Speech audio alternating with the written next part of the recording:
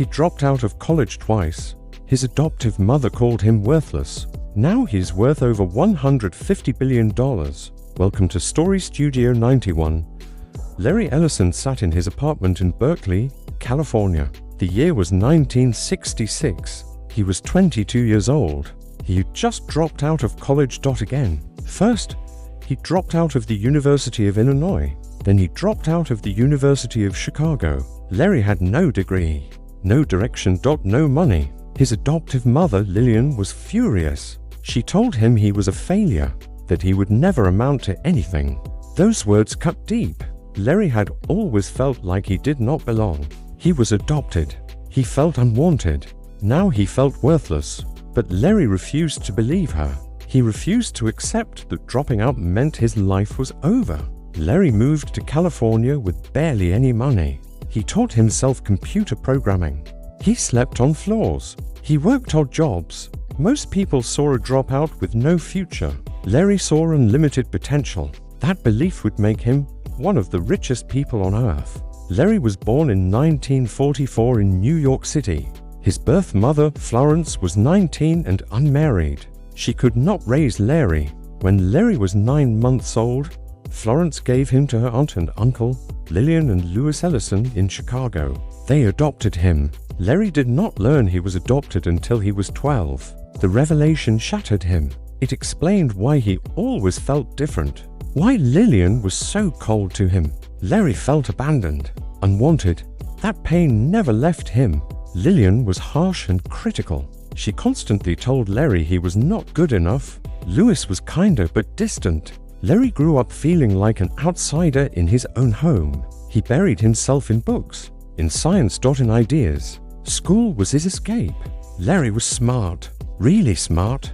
He loved math and science. He dreamed of becoming a doctor. But when Louis died during Larry's second year of college, Larry fell apart. He stopped going to classes. He dropped out.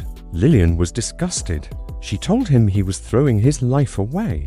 Larry enrolled at the University of Chicago the next year. He wanted to prove he could finish. But after one semester, he dropped out again. Larry could not focus. He felt lost. He did not know what he wanted. So, he did what many lost young people do. He moved to California, the land of opportunity, the land of reinvention. Larry arrived in Berkeley with almost no money. He rented a tiny room. He needed work. He needed direction. Larry discovered computer programming. In the 1960s, computers were massive machines used by universities and corporations. Programming was a new field. Larry taught himself. He read manuals. He practiced on machines whenever he could get access. Larry was a natural. He understood code intuitively. He got a job as a programmer, then another job, then another. Larry bounced between companies for years. He was brilliant but difficult. He argued with bosses. He thought he was smarter than everyone. Often, he was, but it made him hard to work with. In the mid-1970s, Larry read a research paper published by IBM. The paper described a theoretical database system called a relational database. It was a new way to store and retrieve data. The paper was academic, theoretical. IBM had not built it yet. Larry saw an opportunity. What if he built it first? What if he created a commercial product based on this research in 1977? Larry co-founded a company called Software Development Laboratories with 2 partners. They had $0 in funding. They worked out of a small office. Larry led the programming. They built a relational database system. They called it Oracle. The name sounded powerful, mysterious, important. Oracle was revolutionary. It allowed companies to store massive amounts of data and access it quickly. Before Oracle, databases were slow and clunky. Oracle changed everything. But building the product was the easy part. Selling it was hard. Companies did not trust a small startup. Larry and his partners were unknowns. They had no reputation, no credibility. Larry pitched Oracle to every company he could find. He got rejected constantly. But Larry had learned to embrace rejection. His whole life had been rejection, adoption, his mother calling him worthless, dropping out twice. Larry used rejection as fuel. Slowly, Oracle gained customers. The CIA became an early client. Then the Air Force. Government contracts gave Oracle credibility. More companies signed up. Revenue grew.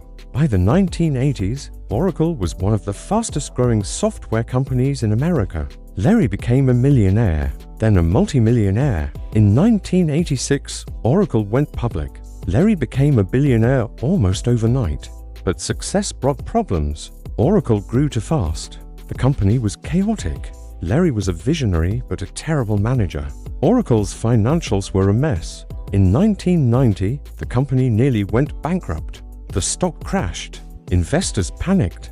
Larry had to fire hundreds of employees. It was brutal, humiliating. Larry thought he might lose everything, but he rebuilt. He brought in professional managers. He fixed the financials. He stabilized the company. Oracle roared back, stronger than before. The 1990s and 2000s saw massive growth. Oracle became the dominant database company in the world. Larry made strategic acquisitions. He bought PeopleSoft.Siebel, Sun Microsystems. He turned Oracle into an enterprise software giant. Today, Oracle is worth over $300 billion. Larry Ellison is worth over $150 billion. He is one of the 5 richest people on earth. But Larry did not just make money. He spent it lavishly. He bought mansions, yachts, private jets, and entire Hawaiian island. Larry lived like a modern pharaoh.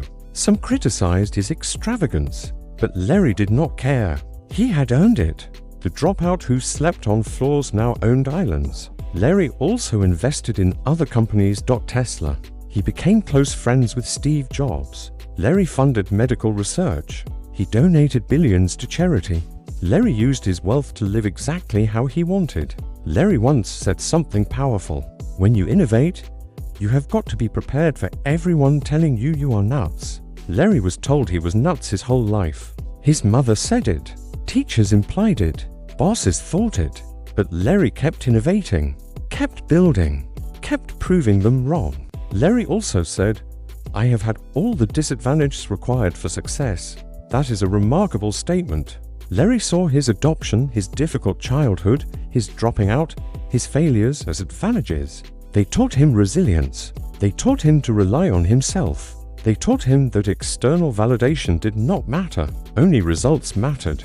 Degrees do not guarantee success. Larry dropped out of college twice. He has no degree. Yet, he built one of the most valuable technology companies in history. He is worth $150 billion. Your education does not define your potential. Your drive does. Rejection builds strength. Larry was rejected his entire life. By his birth mother, by his adoptive mother, by employers, by customers. Every rejection made him tougher, made him more determined. Do not fear rejection. Embrace it. Let it sharpen you. If this story inspired you, please like the video and subscribe to Story Studio 91. Share this with someone who dropped out of college or feels like a failure. Remind them that Larry Ellison dropped out twice, was called worthless by his mother, and became one of the richest people on earth, worth over $150 billion by building Oracle. Your past does not define your future. Your determination does.